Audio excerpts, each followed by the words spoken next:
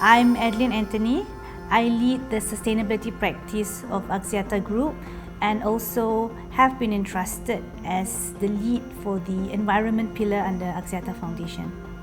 From a foundation perspective, it's really having the opportunity to look beyond the business and to also contribute. You don't need to have a business case when you want to do a foundation piece of work. It's really about looking around you and seeing what is needed, what is needed by the environment, what are the initiatives that the government is driving, how can you be part of that.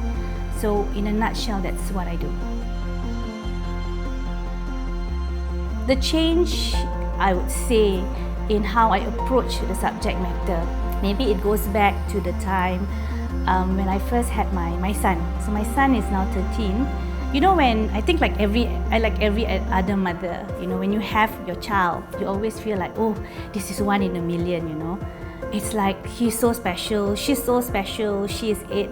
But when the first day I took him to preschool, I realized that actually he's not one in a million. He is one in so many million, and he needs to find his place in society. I mean, at that point, it was also quite heartbreaking for me to see that, at home, you would always treat them like, oh, they were like the only person, but in school, they have to find their place in society.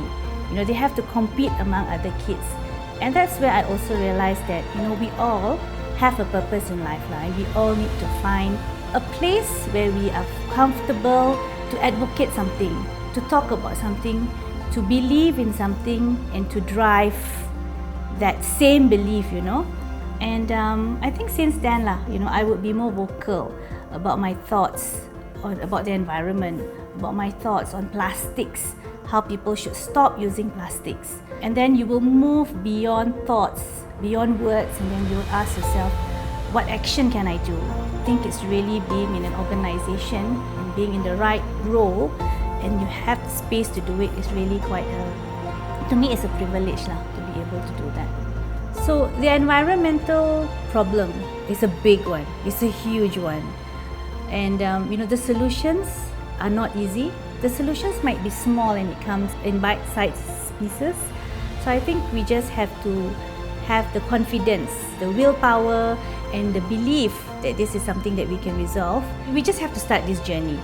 And we need to do what it takes, and just remember that every small act counts. The only impossible journey is one that we did not begin.